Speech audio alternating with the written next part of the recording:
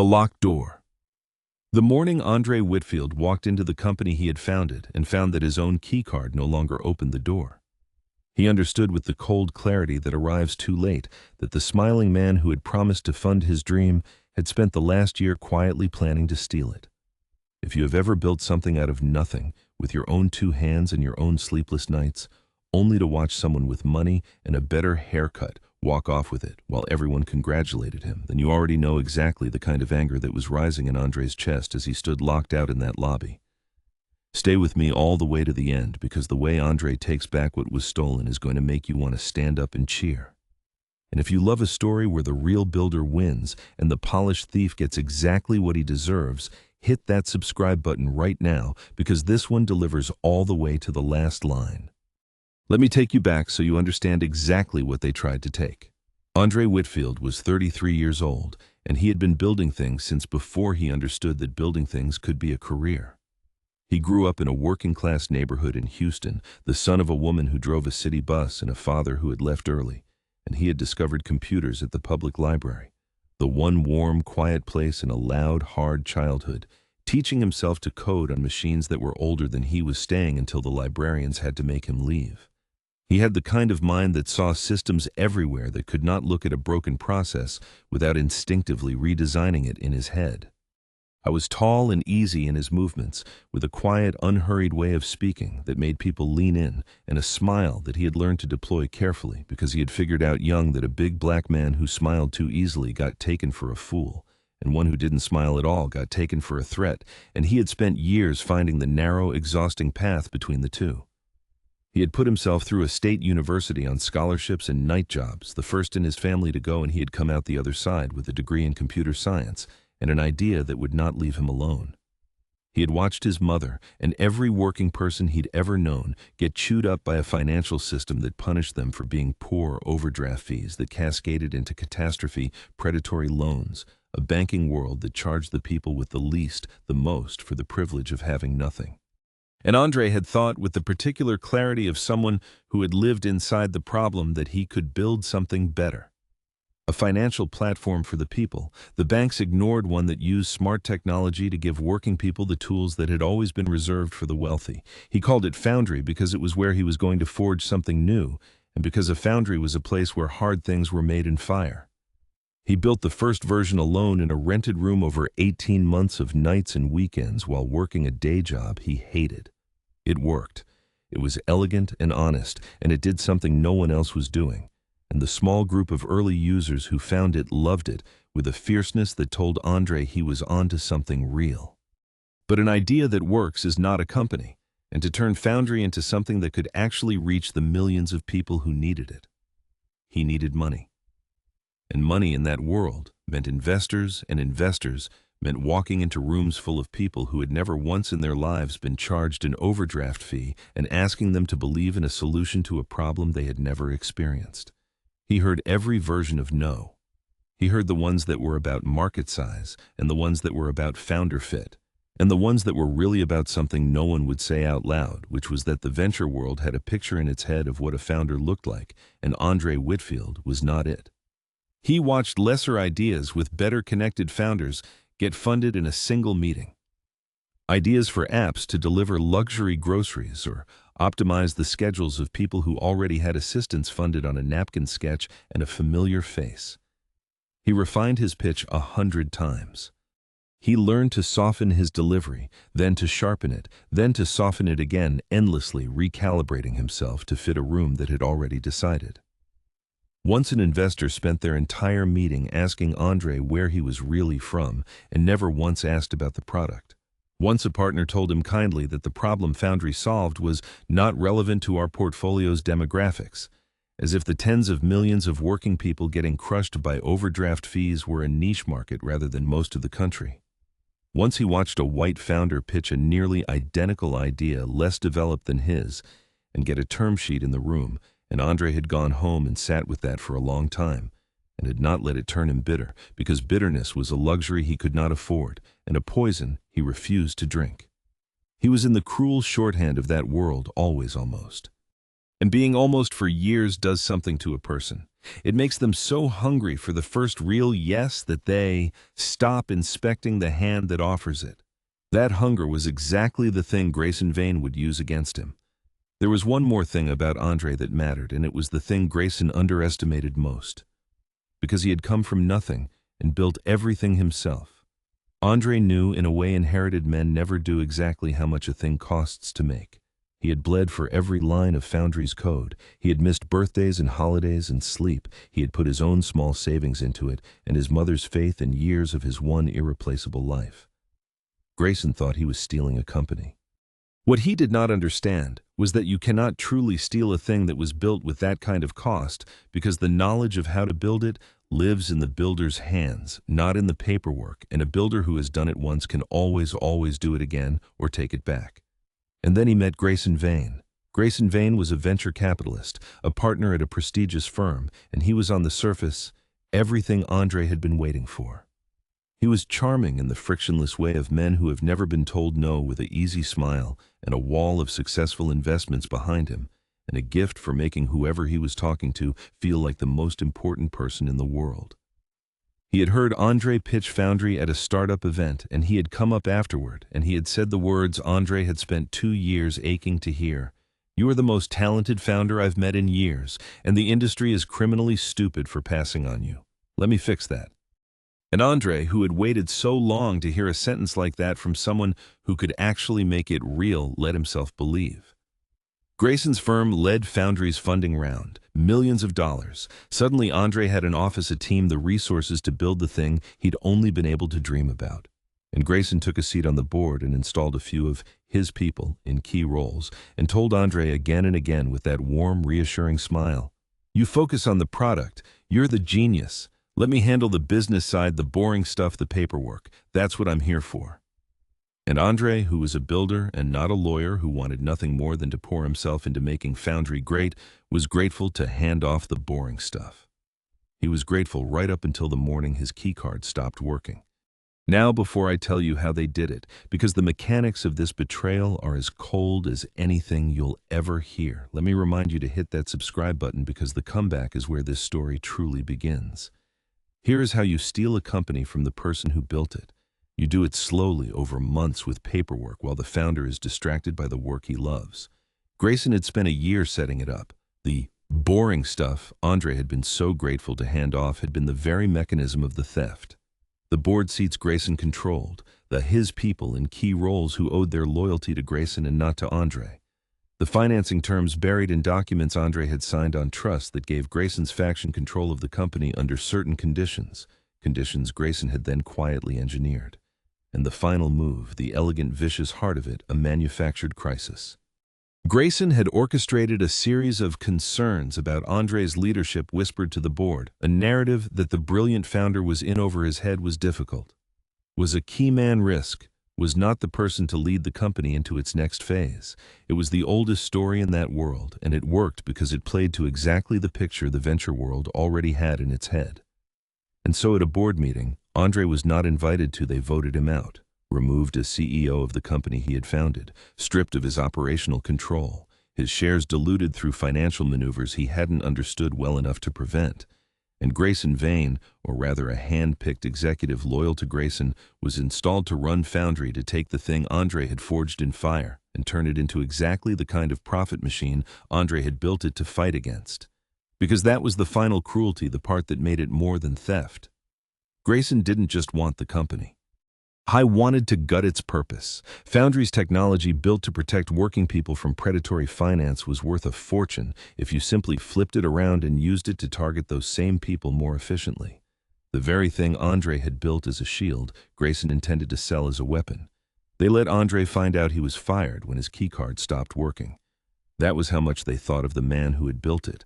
He stood in the lobby of his own company holding a card that no longer opened the door, and a security guard he'd hired himself came out ashen-faced and said, "I'm so sorry, Andre. They told me not to let you up." And Andre understood that the smiling man had won completely on paper, in exactly the arena where paper and connections beat truth every time. The months that followed nearly broke him. Not his body, but the thing inside him that made him a builder, which for Andre was close to the same thing. Foundry under Grayson's people began to change slowly at first, and then unmistakably twisting away from everything Andre had built it to be. He watched from the outside, powerless as the thing he'd made to protect his mother, and everyone like her was quietly reforged into one more machine for extracting money from people who had none. The tech press wrote about the professionalization of Foundry, the necessary transition from visionary founder to experienced leadership. Andre's name was scrubbed from the story, reduced to a footnote, the difficult genius who'd had to be moved aside for the good of the company. Investors who'd been friendly stopped returning his calls. And the old voice, the one that had followed him his whole life, the one that whispered that people like him don't get to keep nice things, got very loud in the quiet of his small apartment. There was a night, the lowest one, when Andre came close to giving up entirely. I was scrolling on his phone and saw a glossy magazine profile of the executive Grayson had installed to run Foundry, a flattering piece full of words like visionary and transformation, and there in the third paragraph was the only mention of Andre in the entire article, the company's technical founder who departed last year. Departed. As if he had chosen it. As if he had simply strolled out the door he'd built. He set the phone on and sat in the dark of his small apartment and felt the full weight of it, the theft, the erasure, the rewriting of his own story in real time. He had built the thing from nothing in a rented room over 18 months of nights, and now the world would remember it as Grayson's and him as a footnote who departed. He thought for the first time that maybe the door had never really been opened, that everything he'd made had been on loan and was now simply being repossessed by the people who'd always been meant to have it. He nearly deleted every file, every record, and disappeared. What he did not know sitting in that dark was that a legal aid lawyer across the city was about to be handed his name by a former Foundry user who refused to let him vanish. And then on an ordinary rainy evening, a woman changed the course of his life, though neither of them knew it yet. Her name was Hannah Reyes. She was 31, a lawyer, but not the kind who worked in the glass towers. She was a legal aid attorney, that increasingly a specialist in the messy, unglamorous, deeply important field of protecting people in small companies from exactly the kind of predatory legal maneuvering that had just cost Andre everything. She had auburn hair she kept pushed back with a pen she then couldn't find, sharp hazel eyes, and the particular moral fury of a person who had gone into law believing it should protect the powerless, and had spent her career watching it too often do the opposite. She had grown up in a small town in upstate New York, the daughter of a public defender, and she had been raised on dinner table stories about the difference between what is legal and what is right, and how the whole game was making sure the second one caught up to the first. She was in her own quiet way a builder too. She built cases, and she had heard about what happened to Foundry because she paid attention to these things, and it had made her angry in a way that she had learned over the years to trust. They met because a mutual acquaintance, a former Foundry user who had benefited from the platform back when it was still itself, connected them, insisting that Andre needed to talk to Hannah before he gave up entirely. Andre almost didn't go. He was tired of lawyers, tired of hearing that his case was hopeless, tired of the whole apparatus of paper that had been used to bury him. But he went. And Hannah, instead of the usual condolences, slid a legal pad across the table and said, "Tell me exactly what you signed when you signed it and who told you it was fine. Not the story, the documents. Because in my experience, when someone steals a company this cleanly, they leave fingerprints all over the paperwork, and the fingerprints are usually a crime, not just a betrayal. So let's find out whether Grayson Vane stole your company legally or whether he just thinks he did." Andre looked at this woman, this stranger with a builder's mind and a moral fury that matched the one he'd been swallowing for months. And for the first time since the lobby, he felt something other than the cold. He felt the pull toward the work. "Okay," he said. "Let's find out. I want to be honest with you because I promised you this story would earn its ending. That night was not the beginning of a romance. It was the beginning of an investigation, and a dangerous one, because they were about to go up against a powerful man with unlimited resources and a wall of expensive lawyers."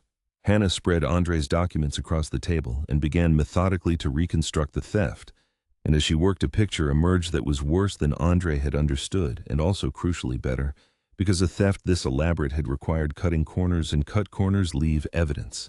The romance would come slowly, forged in the long nights over contracts and financial records, the way the truest things do. But for now, there was only the work, and the work led them step by careful step toward the crack in Grayson Vane's perfect crime. The nights of that investigation became something neither of them had expected. They worked out of Hannah's cramped office, and later Andre's apartment contracts on one side of the table and financial records on the other, and slowly the work became more than the work. Hannah told him about upstate New York, about a public defender father who came home exhausted and unpaid and happy, who had taught her that the law was a tool that could build or destroy, depending entirely on whose hand was on it, and about the slow disillusionment of watching so many hands use it to destroy. Andre told her things he had told almost no one about the library that had been the one warm, quiet place in a loud childhood, about his mother driving a bus before dawn, about the specific grinding exhaustion of being a black founder in rooms full of people who had already decided what a founder looked like. They discovered they were the same kind of person, two builders who had each chosen to spend their lives on the side of the people the world overlooked, and the long nights began to feel less like a burden and more like the first place either of them had ever fully belonged. One night, Hannah fell asleep mid-sentence over a stack of financial disclosures, and Andre draped his jacket over her shoulders and sat watching the rain on the window, and understood that the thing he was fighting for had quietly grown larger than his company. He set the thought aside because there was a powerful man to bring down, and he had learned over a lifetime of closed doors not to reach for good things until he was sure they would survive the reaching. But he noticed. He definitely noticed. There was help too from a source Andre had not expected: the users. Foundry's early users, the working people it had been built to protect, had loved the platform with a fierceness that did not evaporate just because a man in a suit had taken it over. When word spread quietly that the founder was fighting to take it back, and that the new owners were reforging it into a weapon against the very people it had served, those users became something powerful, an army of witnesses to what Foundry had been and what it was becoming. One of them, a home health aide named Gloria, who had used Foundry to climb out of a cycle of overdraft fees that had nearly cost her everything, became an unlikely leader, organizing testimonials, documenting the predatory changes as they hit real accounts, giving Hannah exactly the kind of on-the-ground evidence of consumer harm that regulators cannot ignore. Andre had built Foundry for people like Gloria, and now when he was at his lowest, people like Gloria built a foundation back under him. That was the thing. Grayson had never understood and never could that a company built to genuinely serve people earns a kind of loyalty that money cannot buy and cannot counterfeit. Now here is where the story turns, so if you're rooting for them, hit that subscribe button because the investigation is about to find something that changes everything. Here is what they uncovered. The maneuver that had removed Andre had been technically legal or designed to appear so, built on the board control and the diluted shares and the manufactured leadership crisis. Fighting that head-on would mean years in court against lawyers who cost more per hour than Andre had ever made in a month, and Grayson knew it. The legality was itself a wall built to make fighting hopeless. But Hannah, being Hannah, did not attack the wall. She looked for the place where Grayson in his arrogance had assumed no one would ever check. She found it in two places. The first was the manufactured crisis. The concerns about Andre's leadership that Grayson had whispered to the board had not been organic. They had been fabricated, and fabricating a case to remove a founder when it involves misrepresenting facts to a board and to investors crosses lines that are not just unethical, but potentially fraudulent. Hannah began patiently to document that the crisis had been engineered emails, if they could get them, showing that the concerns were coordinated rather than genuine, that Grayson's faction had planned the removal long before the problems they cited had supposedly emerged.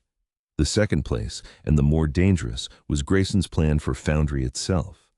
Because the whole point of the theft was to reforge Foundry's protective technology into a predatory one, and doing that involved deceiving Foundry's users, and more importantly, its remaining investors and possibly regulators, about what the company actually did with people's financial data. If Grayson was quietly turning a consumer protection platform into a data-harvesting predatory lending machine while telling investors and regulators it was still the ethical company they'd backed, then he was not just a thief, he was committing fraud on a scale that criminal authorities would care about very much. But they needed proof, and proof lived inside Foundry where Andre no longer had access. And that is where the people Andre had built things for and with began to matter. Because Andre Whitfield, unlike Grayson Vane, had spent his life earning loyalty rather than buying it. The engineers he had hired, the ones who had joined Foundry because they believed in its mission, did not believe in what it was becoming. There was Priya, his first engineer, brilliant and principled, who had watched the company's soul curdle and had been quietly sick about it for months. There was Marcus, the head of data infrastructure, who had started documenting the changes he was being asked to make because they violated everything he'd been told the company stood for. And there was Denise, an operations manager who had been at Foundry since the early days, who had loved Andre like a brother and had wept the day they locked him out. One by one, as word reached them that Andre was fighting back, they came to him quietly at risk to their own careers, and they brought what they had seen.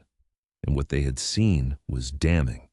Priya had internal messages showing that Grayson's faction had planned Andre's removal months in advance, that the leadership concerns were a script coordinated and rehearsed. Marcus had documentation of the technical changes being made to Foundry's systems, changes that turned the protective platform into a surveillance and extraction machine, changes that directly contradicted what the company was telling its users and its investors. Denise had watched the executives Grayson installed speak openly when they thought no one important was listening about the real plan. The fingerprints Hannah had predicted were all over everything, but Grayson Vane was not a man who lost quietly, and when he sensed that Andre was gathering something, he moved to crush him and everyone helping him. The first blow was aimed at Andre directly. Grayson's lawyers sent a barrage of legal threats invoking the non-disparagement and confidentiality clauses buried in Andre's original agreements, threatening to sue him into oblivion for defaming the company and misappropriating trade secrets if he continued to speak about Foundry.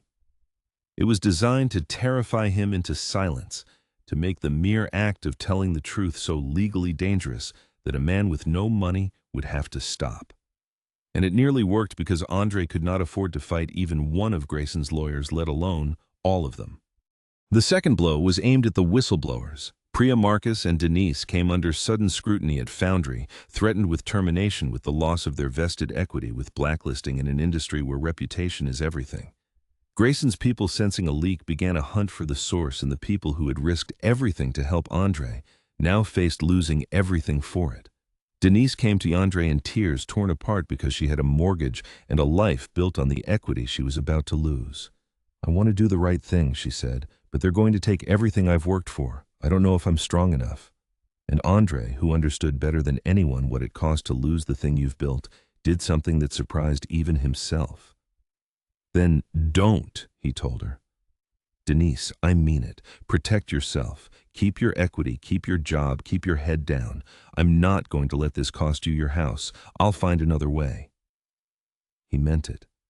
He would rather have lost his case than watched Grayson grind down the people who'd trusted him.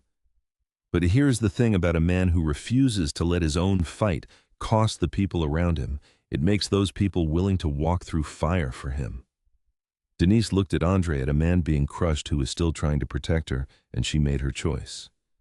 "No," she said, "if I stay quiet to keep my equity, then I'm just letting him win, and I'm letting him turn the thing you built into a weapon against people like my own mother. I don't want the money badly enough to become that." Priya and Marcus said the same, so one by one did others, until the thing Grayson had spent a year engineering, the isolation of the founder, collapsed because the people Andre had built with had decided that they would rather stand together than be safe alone. Now here is where it all comes together. So before I give you the reckoning, let me ask you one more time. If you're on the edge of your seat, if you want to see Grayson Vane get exactly what he has earned, hit that subscribe button, because it is time to open the locked door.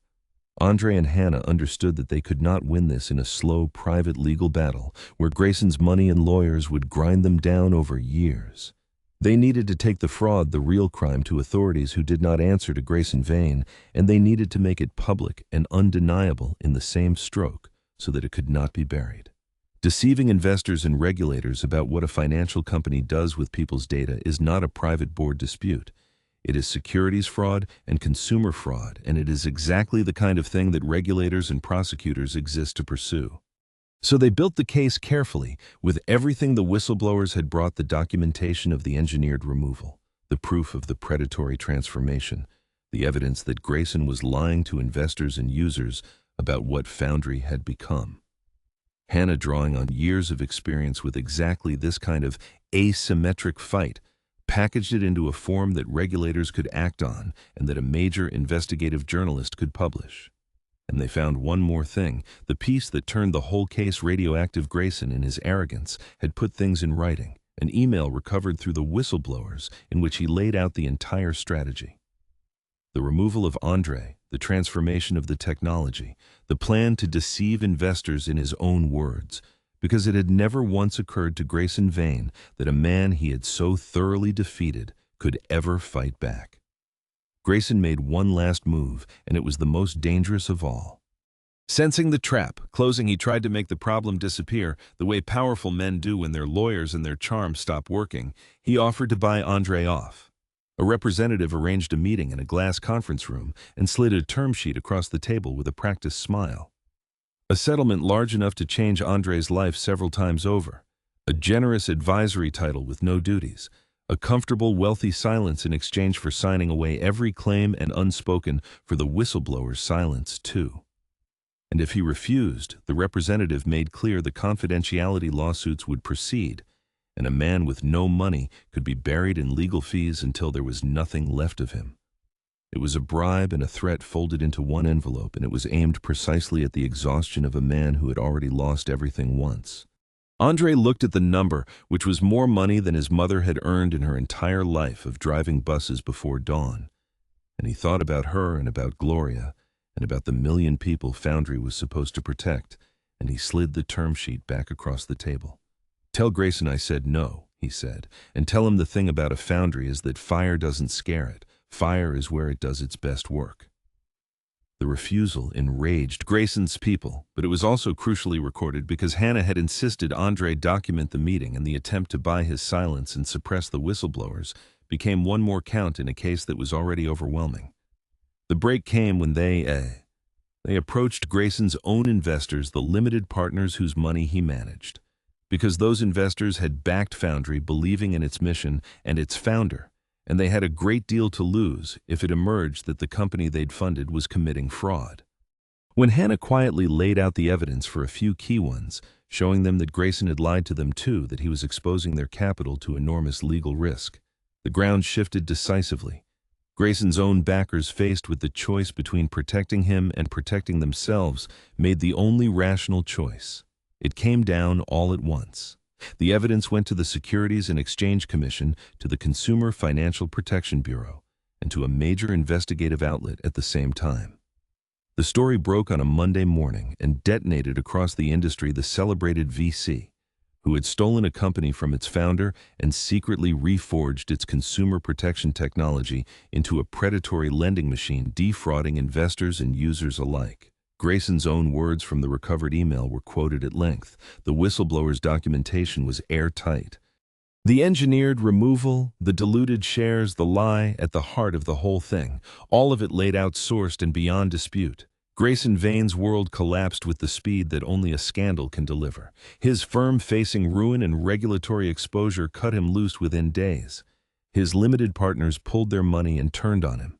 The regulators opened formal investigations, and then criminal referrals followed, because securities fraud and consumer fraud on that scale are not things even the best lawyers can smile away. He was charged eventually with fraud, and the case against him, built on his own words and the testimony of the people he had tried to grind down, was overwhelming.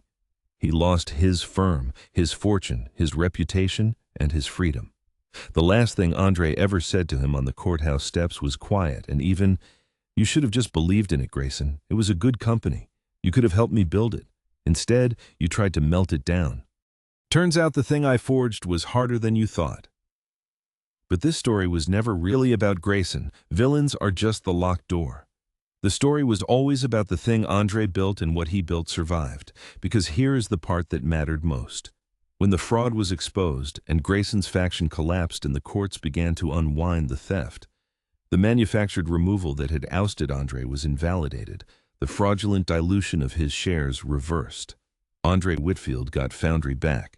He walked back into the company he had founded, past the same lobby where his keycard had once stopped working, and this time the door opened and the people inside, the ones who had risked everything for him, stood up and cheered. He took back control, and the first thing he did was rip out every predatory change Grayson's people had made, restoring Foundry to the thing he had built it to be, a shield for the people the financial world had always preyed upon. Priya became his chief technology officer. Marcus and Denise were rewarded with the roles and the equity they had risked everything to earn. Foundry, freed from the man who had tried to gut it, grew into exactly what Andre had dreamed, reaching millions of the working people it had been built to protect. There was a grace note in the aftermath too, and it mattered. Not everyone on Foundry's board had been part of Grayson's scheme. A few had simply believed the manufactured story had been deceived along with everyone else. One of them, an older investor named Eleanor Shaw, who had backed Foundry in the first round because she genuinely believed in its mission, was horrified when the truth came out. When she realized she had voted to remove Andre based on a lie she'd been fed, she did not hide behind lawyers. She came to Andre in person and apologized plainly. And then she did something better.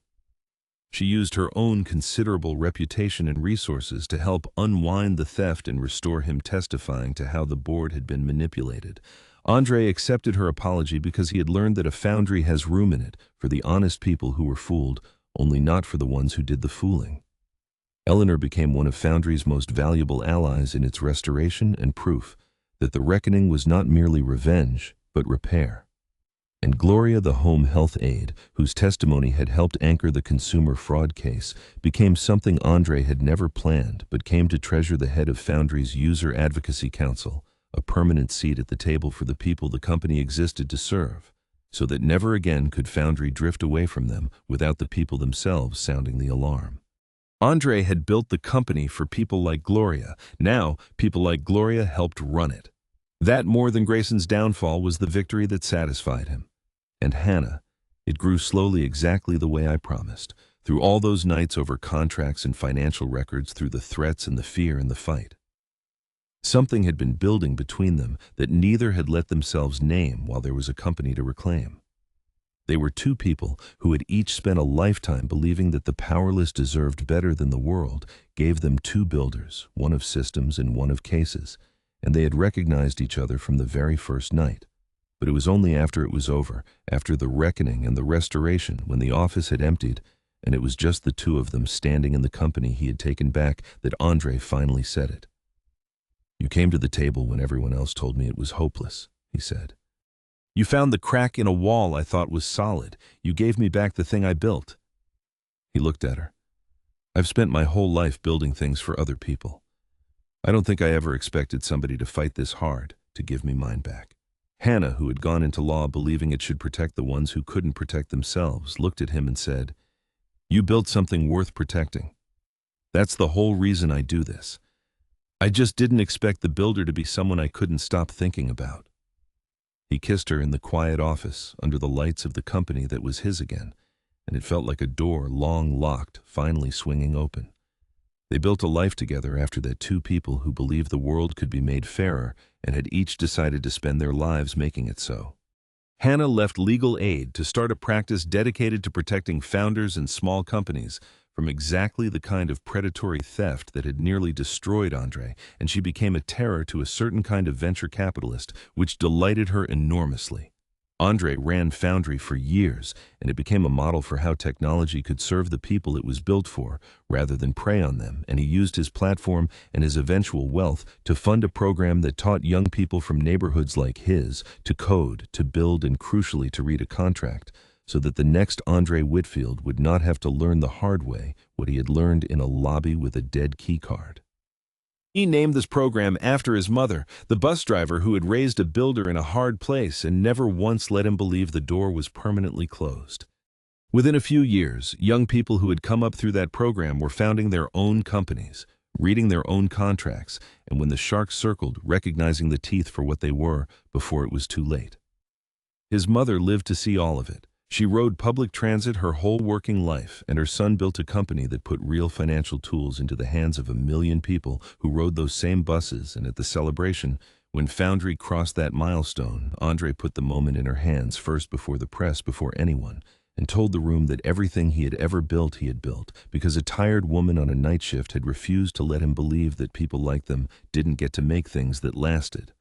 They married in a community center in the neighborhood where Andre had grown up near the public library where he'd taught himself to code, and Priya and Marcus and Denise were all there, and so were dozens of the working people whose lives Foundry had changed, and someone had put up a banner that read in plain letters the words that had gotten them there.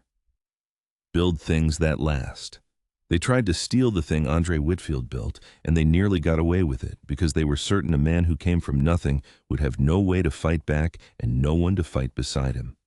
They forgot that a builder does not disappear just because you change the locks, and they never imagined that the people he had built with would decide his fight was theirs. Every wall of paper they raised, Hannah found the crack in. Every lie they told, the truth eventually exposed, and in the end he had more than his company and his cleared name. Hi-Had Foundry restored to its true purpose, and a program opening doors for the young people who came from where he came from, and a partner who had fought to give him back what was his before she ever let herself love him, and the deep, unshakable knowledge that the thing he forged in fire had turned out to be harder than the men who tried to melt it down.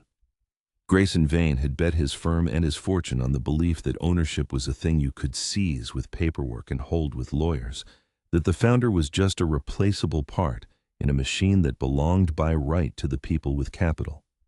He was wrong because he never understood that some things are not owned by whoever holds the title, but by whoever holds the knowledge of how to make them, and that a company built to genuinely serve people is defended not by contracts, but by the people it serves.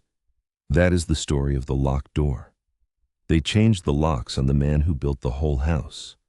They forgot that a builder always knows another way in, and that the truth in the end is the master key that opens every door they thought they'd sealed. If this story got to you, if you cheered when Grayson was walked out and smiled when Andre finally kissed the lawyer who gave him back his life's work, do me a favor. Hit that subscribe button, tell me in the comments the moment that got you, and share this with someone who needs to hear that the ones who build from nothing can be locked out but never truly kept out. Not forever, not once the truth finds the key, because the builder always knows the way back in. And the thing forged in fire is always harder than the men who try to melt it down. I'll see you in the next one.